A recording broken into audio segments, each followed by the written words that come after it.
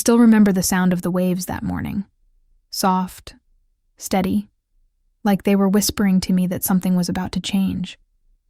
The sun hadn't even risen yet, but I was already awake, sitting on the old porch swing with a blanket wrapped around my shoulders. The air was heavy with salt. The boards beneath me creaked, and I thought about how my husband, Thomas, used to fix that same swing every spring. That beach house had been ours for 47 years. It wasn't grand or modern. The paint peeled in places. The roof groaned when the wind blew too hard. But it was home. Every nail, every scratch on the floor told a story. Thomas and I had built it together after he came back from the war. It was the first place that ever truly felt like ours. But that morning, as I sat watching the faint outline of the ocean, I had no idea my daughter was about to take it all away. "We're going tomorrow, Mom," she had said the night before. "I've sold your beach house." At first I thought she was joking. I even laughed quietly, nervously.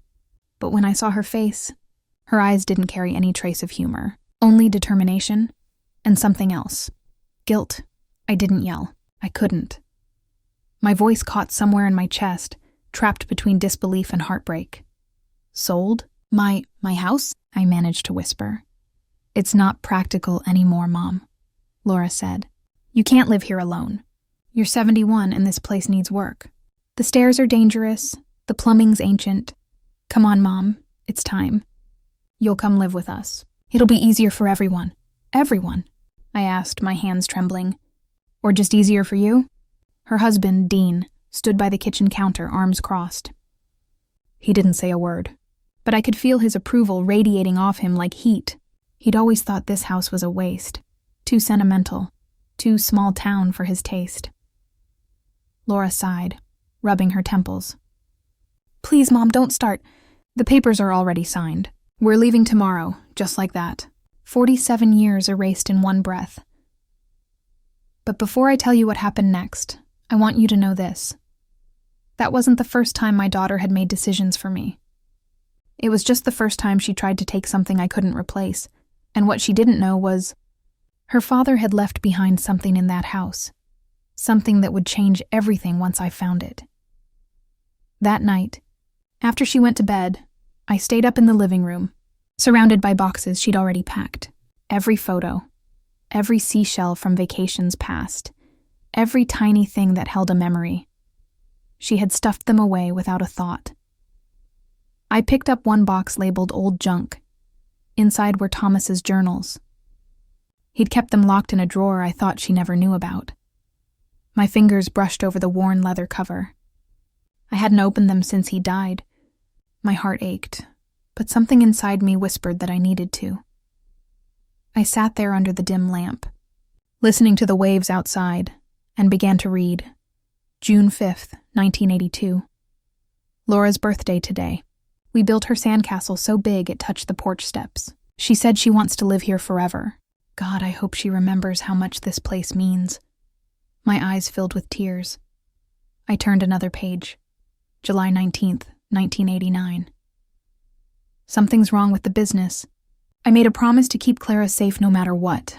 I just hope she never has to find out about the papers in the chest. The papers? What chest? I kept reading, my pulse quickening. Then I saw it. One line that froze my blood. If anything ever happens to me, tell Clara to look under the floorboards in our room. The truth is there. The truth. Right under my feet. I remember standing up so fast the lamp nearly fell. My heart was pounding like I was 20 again. I crept down the hallway to the bedroom Thomas and I had shared for nearly half a century. The moonlight spilled across the old wooden floor. I kneeled down, tracing the grooves between the planks with my fingers. It took me almost an hour, but then I found it. One loose board near the edge of the bed. My hands shook as I pried it open. Inside was a small metal box. Rusted. Heavy. Locked. I sat there staring at it, my breath catching in my throat. Whatever Thomas had hidden, he'd meant for me to find it, not Laura. I didn't open it yet. I couldn't. Not with her sleeping just down the hall, ready to take my home away in the morning. But I promised myself I would before the sun came up. At dawn, I made coffee and waited for her to wake. The sound of her suitcase wheels scraping across the floor made my stomach twist. She came into the kitchen, her eyes puffy but determined. "Morning," she said quietly. "The movers will be here by 10. I just nodded. My hands were wrapped around my mug so tight I thought it might crack.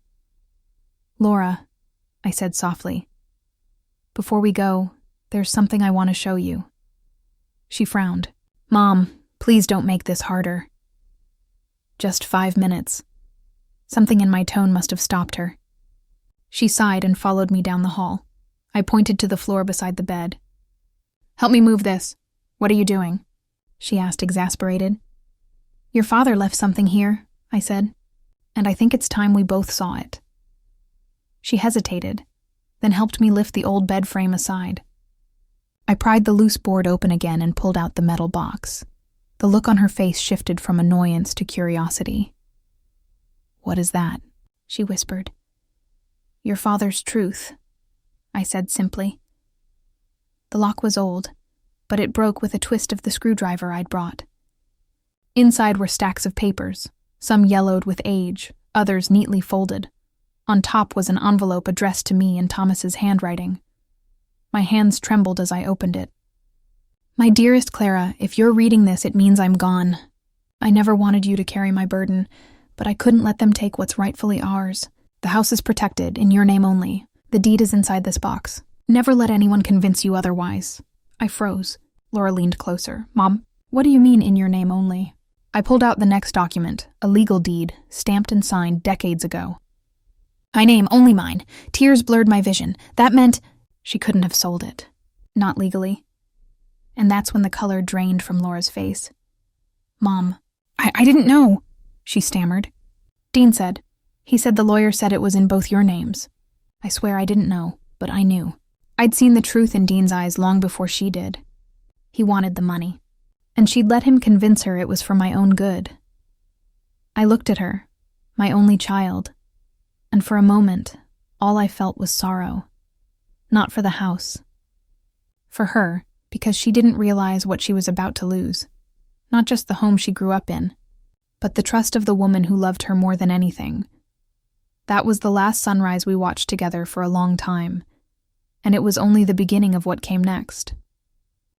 The silence in that room felt heavier than any words could ever be. Laura stood there, her face pale, eyes glistening like she was suddenly realizing the gravity of what she'd done. I didn't move. I just stared at that paper in my trembling hands. The official deed. Proof that Thomas had safeguarded this home for me and only me. The ocean outside crashed against the rocks as if echoing my heartbeat. "Mom," she finally whispered. "I swear, I didn't know. Dean handled everything. I thought..." I lifted my gaze to meet hers. "You thought I wouldn't notice? That I'd just go along quietly like I always do?" She looked away. "It wasn't like that." "It's exactly like that," I said, my voice breaking. Not from anger, but heartbreak. "You sold my memories, Laura. You sold your father's legacy. For what?" Tears rolled down her cheeks, but I couldn't find it in me to comfort her. For the first time, she looked small. Not as my daughter, but as a woman who had lost her way. Dean entered the room then, carrying his phone and looking irritated. "What's taking so long? The movers are waiting outside." When he saw the open box, the papers spread across the bed, his face went still. "What's this?" he asked cautiously. I didn't answer. I simply handed him the deed. "You tell me." He scanned the paper quickly, his eyes narrowing. "Where did you get this?" "From under the floorboards," I said flatly. "Right where Thomas left it. Looks like this house isn't yours to sell after all." He stiffened. For a split second, I saw panic flash across his features before he masked it with a condescending smirk. "Well, that's unfortunate," he said. "But the paperwork's already processed. The buyers are coming tomorrow. There's nothing we can do now." "Nothing you can do," I corrected. "But I'm not going anywhere." Laura turned toward him, her voice trembling. "Dean, is this true? The house, Mom's name only?" He sighed dramatically. "Laura, don't make this into a thing. It's a technicality. The sale's done. She'll still get her share of the money." "My share?" I repeated, my tone icy. My share of something that was never yours to sell? Dean rolled his eyes. Oh, come on, Clara. You're too old to live here alone. We did you a favor. That's what family does. Family doesn't lie, I said. Something inside me, something I hadn't felt in years, ignited. For decades I had been patient, quiet, the peacemaker. I had watched my daughter marry a man who saw everything in life as a transaction. But now he'd crossed a line that could never be uncrossed. I stood taller, meeting his gaze. You need to call that buyer and tell them the deal's off. Today. Dean's expression hardened. You don't understand how real estate works, Clara. It's not that simple. Oh, it's simple, I said softly. You tried to sell a house that doesn't belong to you. That's called fraud. His jaw tightened. He didn't like being challenged, especially not by a 71-year-old woman he thought he could manipulate. Mom, Laura whispered, stepping between us.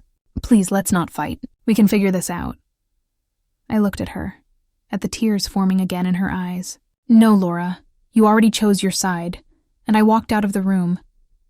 The rest of that day passed in a blur. I heard their voices arguing in the kitchen, Laura's pleading, Dean's cold and dismissive, but I didn't go down. I sat by the window in my room, staring at the waves, holding Thomas's letter in my lap. The more I read it, the more I realized something. Thomas hadn't just been protecting me from financial trouble.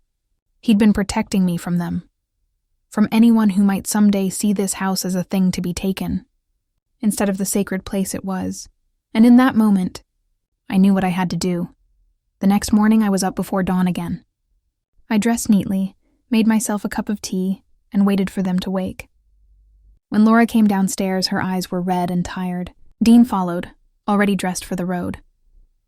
Good morning, I said calmly. Before we go anywhere, I've made some calls. Dean frowned. What calls? I spoke to the county clerk's office, I said. The deed is still legally in my name. The sale isn't valid. He looked caught off guard, but quickly recovered. You can't just undo a sale, Clara. Oh, I can, I said, taking a sip of tea. And I already have. The buyers will be getting a call from my lawyer this morning. You don't have a lawyer, Dean snapped. I smiled faintly. I do now. Because after I'd read Thomas's letter, I'd remembered the name at the bottom. The man who'd helped him draft the papers decades ago. William Carter, attorney at law. I wasn't sure he was still alive, but when I called his office number, a younger voice answered. His son had taken over the firm. By sunrise, I'd told him everything, and he'd promised to handle it personally. Dean's face darkened. You went behind our backs? I protected myself, I said. Just like Thomas taught me to. Laura started crying again. Mom, please stop. Dean made a mistake, okay? We didn't mean to hurt you. But you did, I said quietly. And you did it for money, Dean scoffed. Money makes the world go round. You're sitting on property worth $500,000 and you'd rather let it rot than help your family. This house isn't about money, I said firmly. It's about love, about memories, something you'll never understand. He stepped closer, lowering his voice. You're being stubborn, Clara. Don't forget, we can still fight this. Go ahead, I said. I'll be waiting. By noon, the buyers arrived, a young couple from the city. I greeted them at the door with a kind smile and a folder in my hands. Good afternoon, I said politely. I'm afraid there's been a misunderstanding. This property isn't for sale, the husband frowned, but we've already wired the deposit. Then you should contact your agent, I said. Because you've been misled. The deed belongs solely to me. Dean tried to intervene, his voice sharp. She's confused. Ignore her. But before he could finish, a silver car pulled up the driveway. Out stepped Mr. Carter, the lawyer's son. He looked to be in his 40s, confident and kind-eyed. Mrs. Galloway? He said, shaking my hand. We spoke this morning. Dean's face went pale. Carter turned to the buyers. I'm the legal representative for Mrs. Galloway. This sale is invalid. Any transaction that's occurred will be reversed immediately. The buyers exchanged glances, clearly embarrassed. We're so sorry, the woman said softly. We had no idea. It's all right, I said gently. You've done nothing wrong. As they drove away, Dean's composure finally cracked. You just ruined everything, he hissed. No, Dean, I said quietly. I saved everything. That night, the house was quiet again. No movers, no chaos. Just me, the hum of the ocean, and the memories that still lived in every corner. But Laura hadn't left yet. She came into my room later, her face streaked with tears. Mom, she whispered, sitting on the edge of the bed. I don't know what to say. Start with the truth, I said softly. She looked down. I let him talk me into it. Dean said it was the best thing for you, that you'd be safer with us. But the truth is, I didn't want to admit how much I wanted that money too. Her voice cracked. We've been struggling, Mom. The bills, the mortgage. Dean said it was our only way out. I closed my eyes. I had imagined this moment so many times, how I might yell or cry or demand to know how she could betray me. But all I felt now was sadness. You could have come to me, I said gently. You've always had me, Laura. Always. She nodded, tears falling freely. I know, I thought you wouldn't understand. I understand more than you think, I said, but you forgot who I was. You forgot that this house was built on more than wood and nails. It was built on your father's promise. And mine, she took my hand, squeezing it. I'll fix it. I'll make this right. I gave her a small, tired smile. That's not up to you anymore, honey. Some things you can't just fix. You have to earn back. Dean packed his things that night. He didn't say goodbye. He didn't even look at me.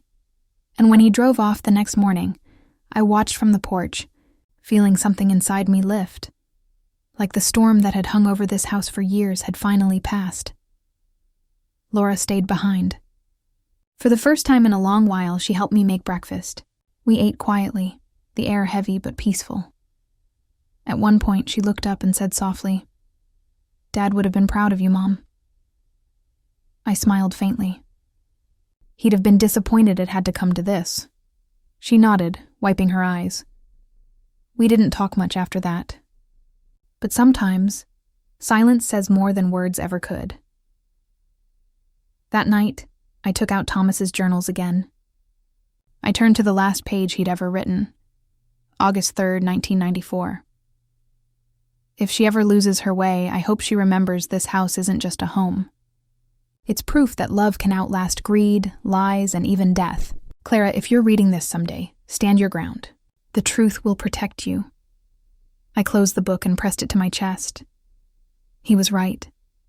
The truth had protected me. And maybe, just maybe, it would save Laura too, if she chose to see it. But peace is a fragile thing. And I didn't know then that the storm wasn't quite over. Because a week later, an envelope arrived in the mail with no return address. Inside was a single line typed neatly on white paper. You may have saved your house, Mrs. Galloway, but you haven't seen what's buried beneath it. My hands went cold, and that was when I realized, whatever secret Thomas had hidden, this story wasn't over yet. The envelope sat on my kitchen table for 3 days before I found the courage to open it. I must have passed by it 100 times, each time telling myself tomorrow. It wasn't that I thought it would explode or anything, but the weight of it, the silence around it, it just felt like once I opened it, I couldn't unlearn what it held. By the third night, the moonlight spilled across the counter, catching the edge of that envelope like it was calling to me. My hands trembled as I tore the flap. Inside was a single folded sheet of paper, thick, old-fashioned, with handwriting I hadn't seen in over 20 years. Dear Clara, it began. If you're reading this, then I didn't have the courage to tell you in person. I failed you once, and I've carried that shame every day since. The signature, shaky but unmistakable, belonged to Robert. My late husband, I gasped, dropping into the chair. My chest felt tight, my pulse roaring in my ears. Robert had died nearly 15 years ago. I'd thought I'd made peace with the secrets he left behind.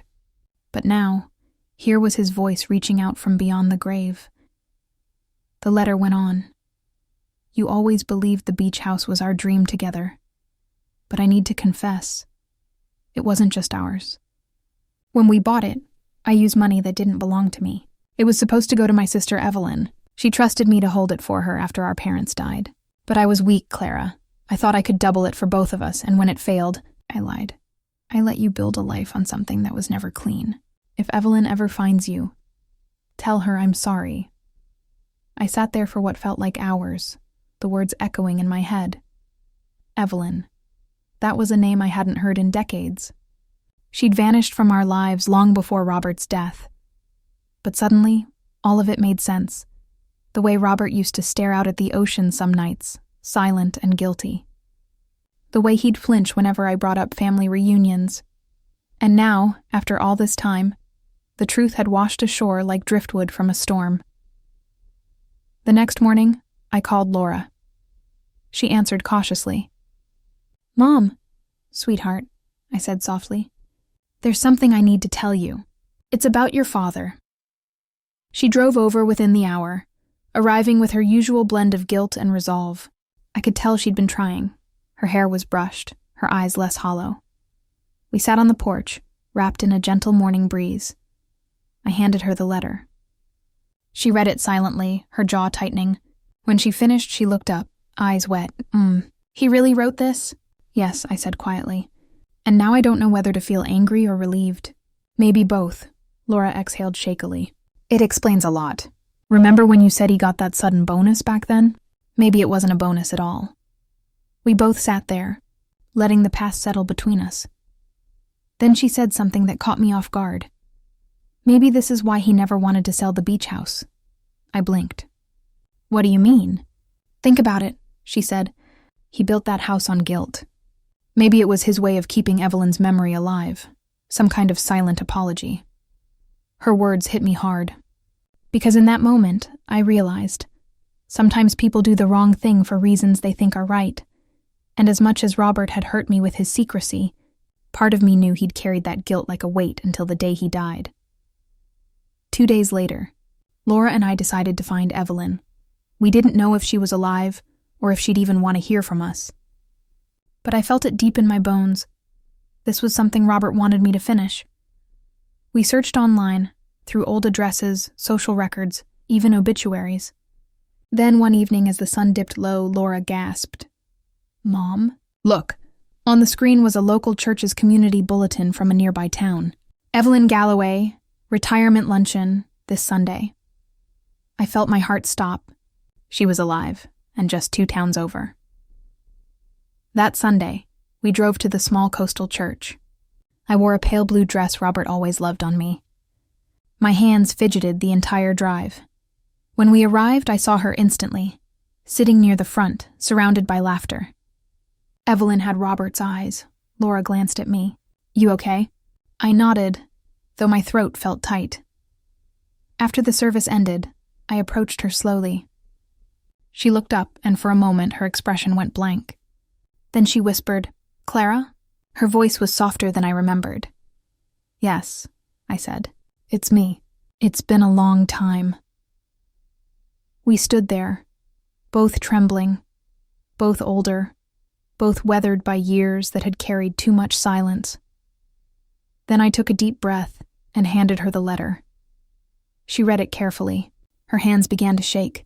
When she finished, tears filled her eyes. "I always wondered," she whispered. "I thought he'd just forgotten me, but he didn't." "No," I said, voice cracking. "He carried that regret until the end. I only found this now." Evelyn nodded, wiping her eyes. "He was foolish, but he was my brother. And he loved you, Clara. That's what I never stopped believing." We hugged then, 2 old women mending a wound that had waited half a lifetime. Over the next few weeks, Evelyn became a regular visitor. She and Laura hit it off instantly. It was strange, watching my daughter laugh with a woman she'd never met but shared blood with. For the first time in years, the house felt alive again.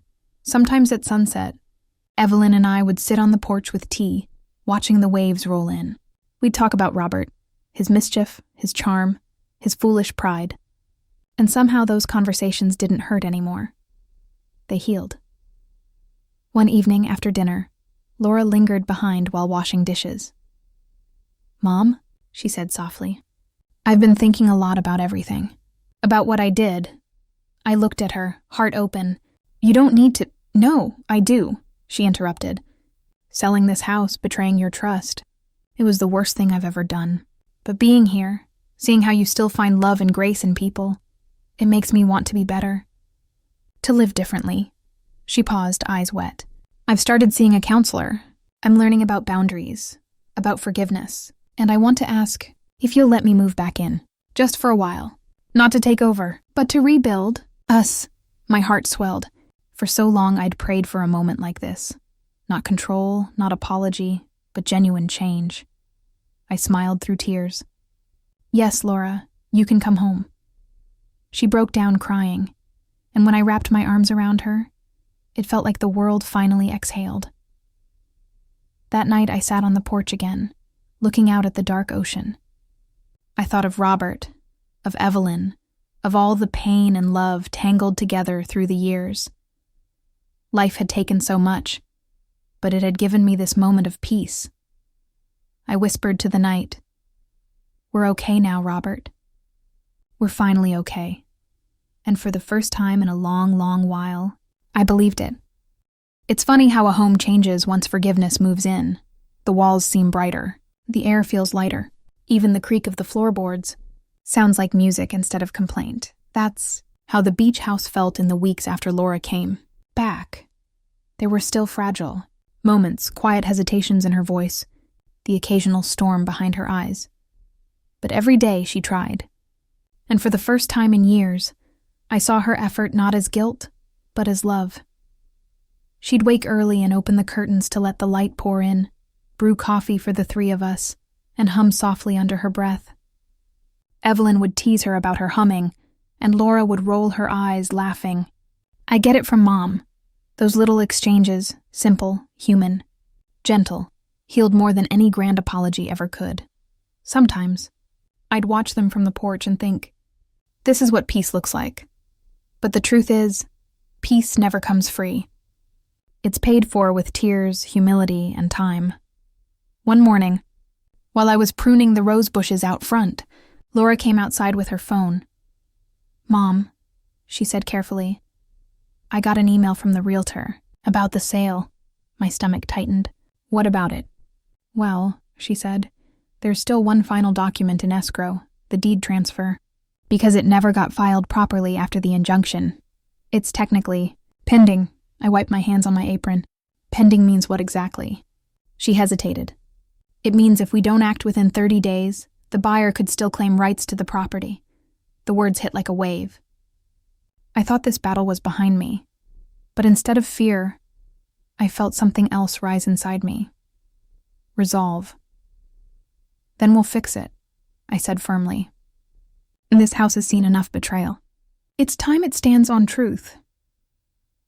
Evelyn, who had been sitting nearby with her knitting, looked up and smiled faintly. "Your mama's still got fire, Laura." Laura nodded, half laughing. "Oh, I know. She's the hurricane that built this family." That afternoon, we drove to the county office together. 3 women, 3 generations of choices, sitting side by side. It was strange, watching Laura take the lead.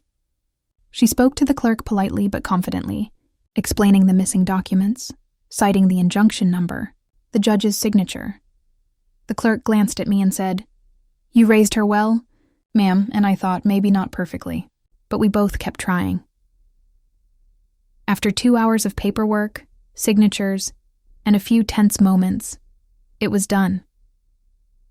When we walked out of that office, the ocean breeze hit our faces like a blessing. Laura gripped my hand. "Mom, the beach house is officially yours. No more loopholes," I smiled.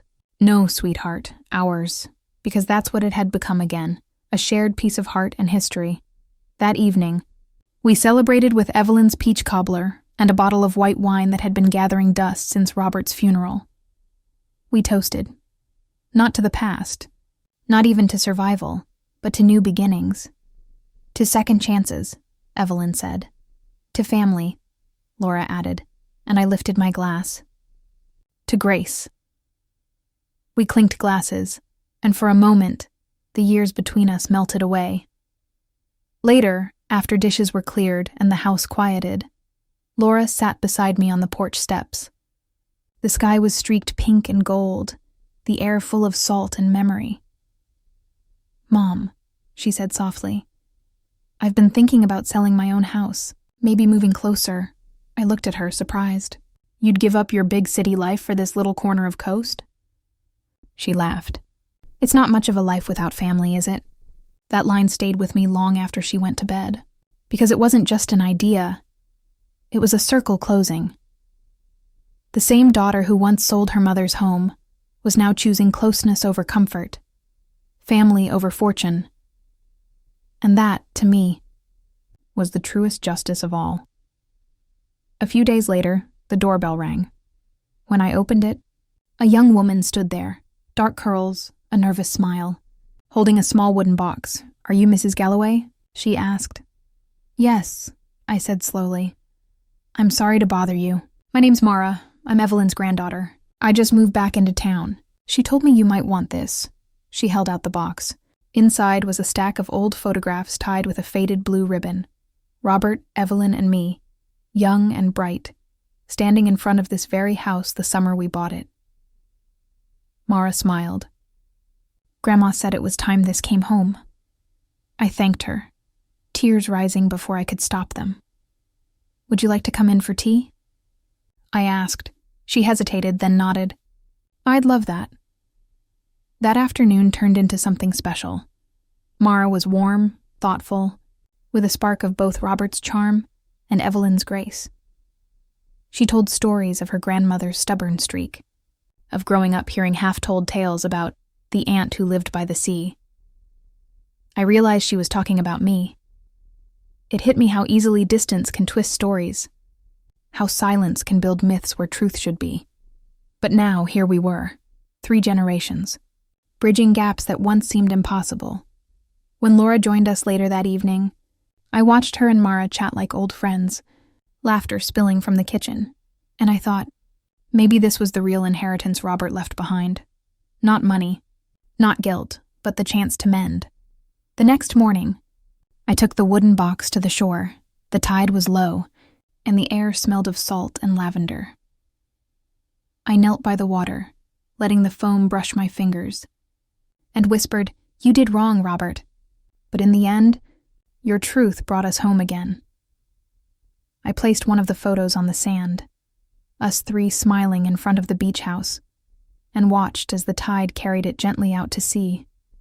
It didn't feel like loss. It felt like release. Weeks passed and life found a rhythm again. Laura started volunteering at a local family shelter. Evelyn began leading a weekly prayer circle at her church. And I started writing, not for anyone in particular, just my thoughts, my memories, letters I'd never sent, apologies I'd never spoken aloud. One night, Laura peeked into my study and asked, "What are you working on?" I smiled. "Just a few lessons I've learned." She tilted her head. "Like what?" I read her a line from my notebook. "Sometimes the people who hurt us are the ones who show us what love really costs. Forgiveness isn't weakness, it's freedom." She didn't speak for a moment. Then she hugged me, whispering, I needed to hear that. And I realized, so did I. As autumn settled in, the beach house grew quieter again, but not lonely. Laura still came by every weekend. Evelyn's health began to fade a little, but she never missed Sunday tea. One evening, as the sun melted into the horizon, I caught my reflection in the window. Wrinkled, yes. Slower, maybe, but peaceful. I whispered to myself, this is what survival looks like. And deep down, I knew it wasn't survival anymore. It was living. The air had changed. You could feel autumn giving way to winter, the wind whispering through the pines behind the beach house. Inside, Evelyn's laughter had softened over the weeks, her energy dimming like the last glow of twilight. She insisted it was just age, but I could see the truth behind her brave smile. One evening, she called me to her room. "Clara," she said gently, "come sit with me." I sat at her bedside, the lamp casting a golden halo over her silver hair. "You've always been the stronger one," she whispered. "You carried Robert's guilt, Laura's mistakes, even mine. But it's time to put it down now." I shook my head. "Evelyn, you don't..." She raised a frail hand. Let me finish. I know I won't be here much longer. I can feel it. But before I go, I want you to promise me something. My throat tightened. Anything. Don't turn this house into a shrine, she said. Let it live. Let it breathe. Fill it with life. Don't sit alone in these walls waiting for ghosts to visit. Tears welled in my eyes.